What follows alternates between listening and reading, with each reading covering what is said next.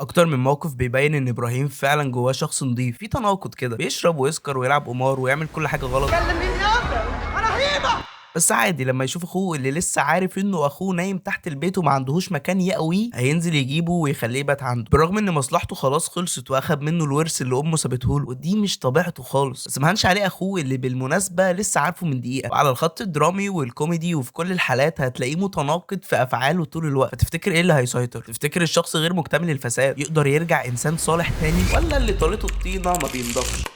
لو هيئنا الشخص ده في هيئة إبراهيم، والشخص الخير اللي بيسعى لتبييض طوب أخوه المتوسخ في هيئة فطين، فتفتكر فطين يقدر يأثر بالإيجاب على إبراهيم وينضفه، ولا هيفضل الحال كما هو عليه وإبراهيم هيفضل في نفس السكة اللي ماشي فيها؟ إزاي إبراهيم ما كانش بيحب حنان؟ ليه مش دايما الخير بينتصر؟ كل ده هنعرفه النهارده. الاوبننج سينز بتكون مجموعه انسرتات لكوتشينه، ومن طريقه حركتها بنعرف ان ده اكيد قمار، فبتقدر تاخد انطباع كويس عن الشخص اللي قدامك ده، ومن هنا تعرف ان الشخص ده شخص خبره في الشيء اللي هو بيعمله ومش هاوي او اول مره يعمله. وطبعا اختيار ذكي جدا من المخرجه ساندرا نشأت. اول انطباع ليك في الاوبننج سينز هي انسرتات لكوتشينه، من هنا تفهم رايحين على فين. فبيظهر لنا ابراهيم وبتظهر معاه حنان. ابراهيم بيكون عايش في البيت ده من مده طويله، لكن حنان بتكون جاره جديده ليه. ابراهيم بينكش حنان نكشتين علشان يعرف اسمها، بس هي بتكون مقفله معاه. فهنا بيظهر ذكاء الكاركتر انترودكشن. ايه هي الكاركتر انترودكشن؟ هي بكل بساطه تقديم الشخصيه. فتعالى افهمك اكتر في تقديم الشخصيات بعيدا عن الفيلم، مش بعيدا قوي يعني، بس ركز معايا. تقديم الشخصيات ليه مستويات، بتبقى من الاضعف للاقوى. ده هيثم ده حرامي، فانا كمخرج لازم افهمك ان هيثم ده حرامي، فبدل ما اخلي هيثم يقول لك في الكاركتر انترودكشن بقول لك يا صاحبي انا حرامي، هجيبه لك وهو بيسرق. بدل ما اقول لك الشخص ده فرفوش وطيب وعلى نياته، لا هجيبه لك وهو بيدق مسمار بمنتهى العشوائيه الصبح والناس لسه نايمه، ولما حد ما يعرفوش يطلع له يهزر معاه هتلاقيه بياخد ويدي بمنتهى المرونه واللذاذه. هنا بقى ابراهيم كان عمال يرازف حنان علشان تقول له اسمها، حنان بتكرف له، فبنسمع صوت ابو حنان وهو بيقول لها يا حنون. مش هتقولي لي اسمك ايه؟ فمن هنا قدمت لك الشخص تقديمه ذكيه وعرفتك اسمه كمان من غير ما اقولها لك بطريقه مباشره اطلاقا، لان اسوأ سكول هي الاولد سكول للكاركترز انترودكشن، وهي الطريقه المباشره. لا يا باشا انا اخلي ابوها يقول لها يا حنون وانت تستنتج ان اسمها حنان. فهنا تقديمه الشخصيه بتكون بطريقه غير مباشره، وده اولا. ثانيا ما قلتلكش اسمها مباشره علشان الموضوع يبقى شيك اكتر. بيجي صوت خبط على الباب، فبتظهر ناس باين عليها انها عايزه ابراهيم حي او ميت، فبنعرف من كلامهم انهم ليهم عند ابراهيم 300 جنيه حكم ترابيزه. فمن هنا بنعرف حاجتين، اول حاجه اننا اتاكدنا ان ابراهيم بتاع قمار، وتاني حاجه انه كمان بتاع حوارات وبيعمل قلق كتير. وبتكمله العبث ده بيخلع من العيال عن طريقه انه بينزل في الونش اللي شغال عليه. هي طريقه سهله في انك تطلع من موقف من المواقف الرئيسيه اللي ما ينفعش تعمل لها سكيب علشان هي جزء رئيسي من الاجزاء بتاعه الانترو والاوبننج سينز، بس ما نقدرش نتكلم علشان المشهد ده كوميدي، وتحت بند الكوميديا مفيش منطقيات.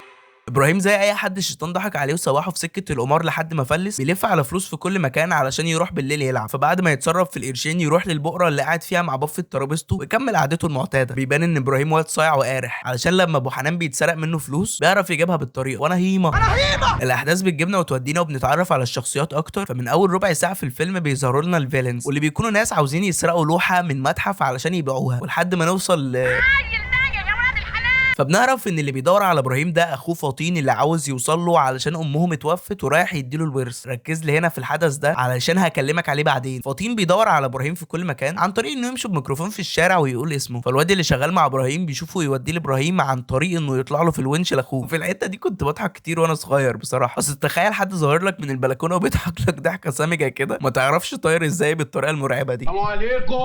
المهم ان فطين بيقول له هو مين وبيعرف عن نفسه، فبيقول له ان هو فطين زيد حمدان العشماوي اخوه. فطين زيد حمدان العشماوي وابراهيم محمد جابر. لا دي تشابه اسماء. فابراهيم ما بيقتنعش لانه مش من نفس الاب، فمش شايلين نفس الاسم، لحد ما بيوري له صوره امه، فمن هنا بيقتنع فعلا وبيدخلوا ياخدوا العزاء. هنا هنقف حبه، لو انت شاطر هتفهم من هنا ان الفيلم بيخطفك خطفه غريبه. يعني اوبشن انه يلاقي حد وسط 70 80 مليون مصري عن طريق انه يقول اسمه في الشارع، ده احتمال بسيط جدا. هو ستيل في امل، ما بقولكش لا يعني، بس بنسبه ضئيله يا اسطى. بس انت عمرك ما هتفكر في ده او تحس ان في حاجه غلط، وده اسف مش غباء مني او منك، او ان احنا مثلا مش لماحين او مش بناخد بالنا من التفاصيل او هكذا. لا هو الفيلم بيخطفك خطفه سريعه، مش بيديك فرصه انك تسال او تشوف في حاجه غلط. زي برضه حدث لما ابراهيم راح يجيب الفلوس اللي اتسرقت من ابو حنان في المولد. يعني شوف هو مولد، يعني بكلمك في الاف الناس، فاللي هو مش منطقي قوي ان اللي سرق الفلوس يرجعها. ممكن يكون روح او في مكان تاني او اي حاجه، مش منطقي ان هو وسط المولد اللي مليان الاف الناس يكون واقف في نفس المكان اللي حصل فيه كده. بس لا طلع موجود وواقف وادى لابراهيم الفلوس. الخطفه اللي احنا بنتخطفها دي ما بتخليناش نلحق نسال او نستغرب الحاجات الغلط. فلحد دلوقتي الريتم شغال سريع جدا، ولو فاكر ان انا متضايق من الحاجات دي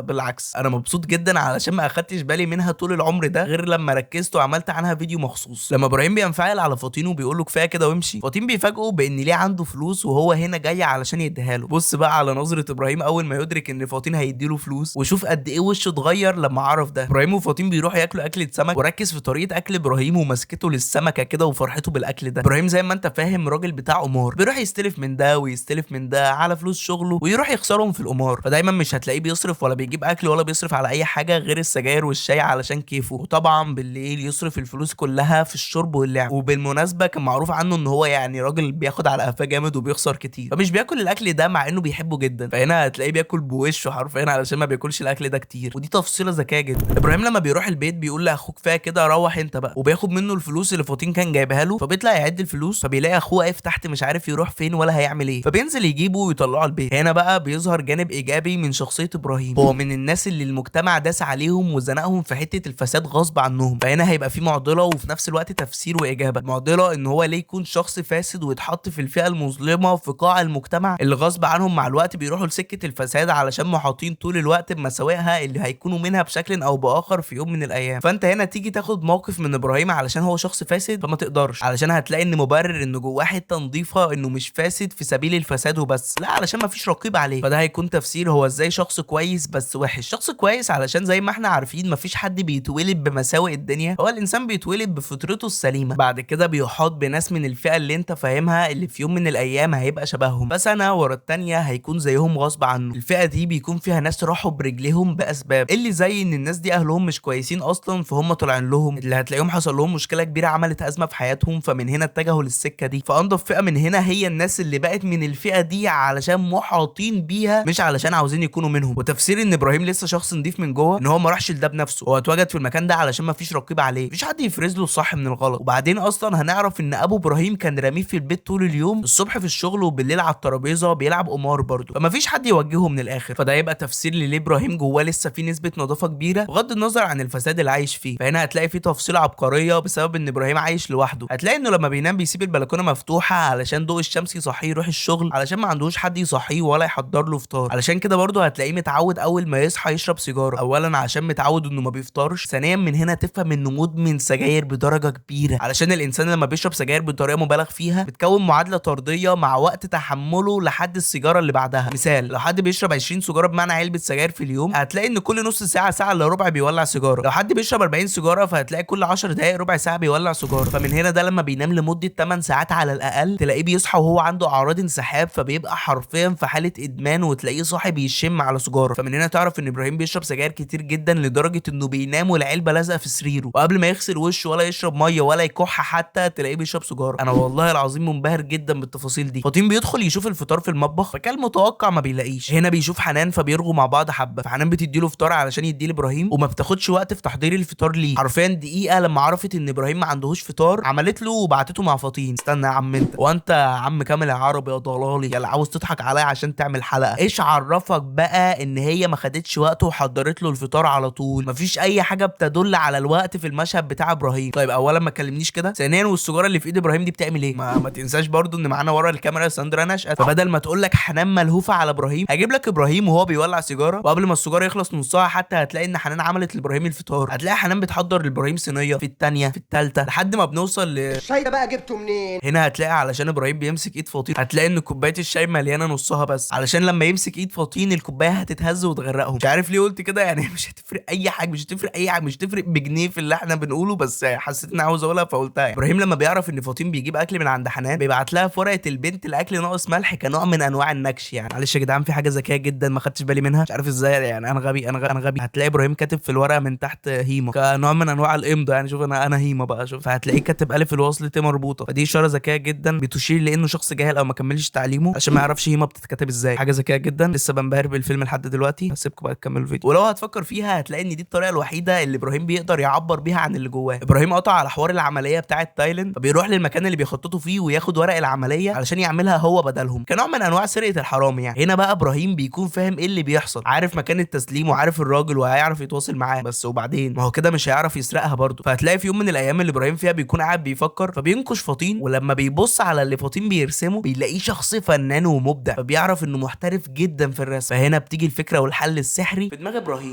ابراهيم بيروح هو وفطين، فبياخد فطين وبيوري له اللوحه اللي عليها العين. ومن هنا بنعرف ان فطين رسام شاطر جدا لدرجه انه رسم اللوحه دي تقريبا 4 مرات. فطين وابراهيم بيتكلموا بيقربوا من بعض اكتر، فبنعرف ابعاد اكتر في شخصيه ابراهيم. بيطلع غلبان جدا والدنيا رمته في مكان مش شبهه. فوهم ماشيين بنلاقي ابراهيم عاوز يحط ايده على فطين كنوع من انواع المحبه والاخوه، وبعدين هنفهم ان هي مش محبه ولا اخوه وبتاع، وهتفهم قصدي بعدين. فبص ركز لي على ايد ابراهيم، هتلاقيه مش واثق في اللي بيعمله ده، تحس كده انه متردد او مش متعود. فهنا هناخد بالنا من انعدام المشاعر والجفاف العاطفي اللي عند ابراهيم اللي عايش بيه طول عمره، ما يعرفش حاجه عن الود والمحبه. فطين لما بيعرف الحقيقه وانهم هيسرقوا اللوحه وياخدوا مكانها فلوس كتير، هنا بتغلبه مبادئه وبيقرر يمشي. بس طبعا لانه كاركتر ساذج وبيضحك عليه بسهوله، ابراهيم بلفه بكلمتين وخلاه يقتنع بسهوله جدا. وبعدها على طول بيتدربوا على اللي هيحصل اليوم ده، وبيجي يوم العمليه وبيروحوا المتحف فعلا، بس ما بيعرفوش يعملوا حاجه وبيرجعوا تاني. وبيجي الصبح وابراهيم ينزل يشوف هيعمل ايه، فبيجي المشهد الايقوني بتاع اصل الواد عرفه بتاع الفول عليه ناس كده، هجيب لك طبق معايا، هجيب لك طبق. مش عارف ليه في الكام لقطه دول الكالرنج مايل للون الازرق الاوفر ده. يعني لو هنقول ان المقصود من هنا استخدام اللون الازرق علشان يعكس تبلد المشاعر والبرود العاطفي، فممكن علشان علاقه ابراهيم بحنان. بس لو مستخدمه هنا علشان الصبح وشروق الشمس وكده فتمام بس مش للدرجات. يعني دي قلبت موقع ايجي بيست. يعني ابراهيم بيقعد مع الواد الامن بتاع المتحف، فبيتفق معاه على كل حاجه، فبيطلع مخطط خطه صايعه جدا عن طريق انه حرفيا بيحط اللوحه في رغيف فبيبدلها بنفس الطريقه برضه. بس هنا عندك معضله وكبيره جدا، ازاي هيخرجوا اللوحه لبره مصر من غير ما يتحبسوا؟ فابراهيم وهو بيحلق بيشوف صوره فستان. من هنا جت في دماغه فكره انه يتجوز ويروح المطار، وعلى اخر ثانيه قبل ما الطياره تطلع يدخل المطار، فمنطقي انه مش هيكون في وقت فمش هيتفتشوا قوي، زائد اصلا ان الفستان منفوش كده وصعب يتفتش. فمن هنا بيجي في دماغه الحل بتاعه انه يتجوز. هيتجوز مين؟ فطين.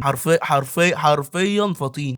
اقسم بالله دي كانت الخطه بجد ومش بهزر. يا ابراهيم انت فاجئتني، ما تخلينا اخوات احسن.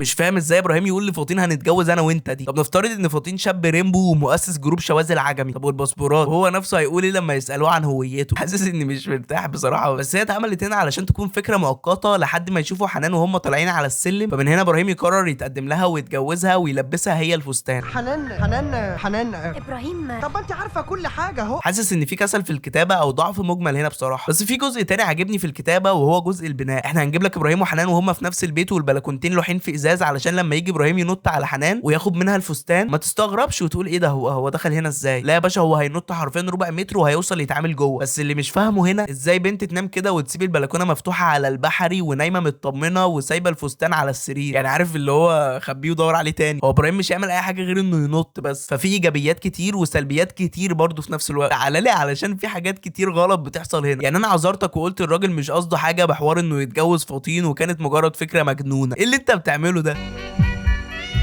وايه الميوزك اللي اشتغلت دي؟ انا مش مرتاح، انا مش مرتاح. المهم انهم بيروحوا المطار وحنان بتعدي بالسلامه وكله بيمشي. حنان وابراهيم بيوصلوا بس بيمشوا وبيروحوا اوتيل تاني علشان ابراهيم عرف ان الراجل اللي سارقين منه العمليه جه البلد وبيراقبهم وناوي ياخد منهم اللوحه ويسلمها هو علشان ياخد الفلوس. فابراهيم وحنان بيقعدوا مع بعض. فاكر لما قلت لك ان ابراهيم جواه حته نظيفه قوي؟ اشمعنى يا ابو العرب؟ هقول لك بس يعني وطي الصوت. ابراهيم متجوز حنان مش علشان بيحبها زي ما احنا عارفين، علشان الفستان واللوحه والعمليه. فهو متاكد مليون في الميه ان هو اول ما العمليه دي تخلص هيسيب البنت ويمشي. علشان الدولي اللي انت فاهمه ما يحصلش فيه خلل ما بيقربش منها. ليه؟ علشان لو اتجوزت بعد كده ما يكونش ضرها قوي، يبقى قاعد لوحده فحنان تيجي تقعد جنبه فيبعد عنها. ما البنت برضو مراته ففاهمه ان هو ليه عندها حقوق، يبقى قاعد بيتفرج على التلفزيون وهي تيجي تدخل فيعمل نفسه نايم. فمن هنا تفهم فعلا ان الشخص ده شخص كويس بس وحش علشان ضر بنت غلبانه ما عملتلهوش حاجه، ومش وحش علشان حتى في ضرره ليها كان خايف عليها وما رضاش يمارس معاها البينج بونج خوفا على لما تتجوز بعدين. ابراهيم وفاطين بيروحوا يسلموا اللوحه للراجل وياخدوا منه الفلوس. بس لما بيرجعوا بيتفاجئوا ان الراجل اللي جاي معاهم من مصر علشان ياخد منهم اللوحه خطف حنان. فمن هنا يجي الصراع جوه ابراهيم، يا هينتصر الفاسد اللي جواه ويتجاهل حنان ويروح مصر بالفلوس، يا هينتصر الطيب اللي جواه ويروح يرجع الفلوس وياخد حنان ويرجعوا مصر. فمن هنا بيقرر انه كفايه لحد كده وبيرجع الفلوس وياخد حنان. هنا ابراهيم فعلا كان بين الشعرايه بتاعت انه يكمل فاسد ولا يستعيد بياض الانسان اللي فطرته عليه. وطبعا حنان بتقفل منه شويه لما تعرف اللي فيها، بس بعد محاولات كتير بيرضيها، بس بتحط شرط انها توافق ترجع ويكملوا حياتهم عادي، ان ابراهيم يرجع اللوحه مكانها تاني. ففعلا ابراهيم كلم واحد طيب من هناك وكان زعلان اصلا بسبب ان العمليه دي بتحصل، فبيقرر يساعد ابراهيم وياخد منه اللوحه، وبعد كده هيديله لوحه تانية شبه اللوحه الاولانيه بالظبط. هنا عندي مشكله، طالما الاوبشن ده موجود من الاول خلاص احنا عاملين الفيلم ده كله ليه؟ عارفين عاملين الفيلم ده ليه؟ المهم ان كل حاجه بتخلص وبيرجعوا مصر ويرجعوا اللوحه مكانها وبتستمر حياتهم عادي. وبتيجي التوستايه بتاعت ازيك يا ابراهيم، ازيك يا حنون. انت مين يا صورة مين دي؟ ماما وماما انا كمان.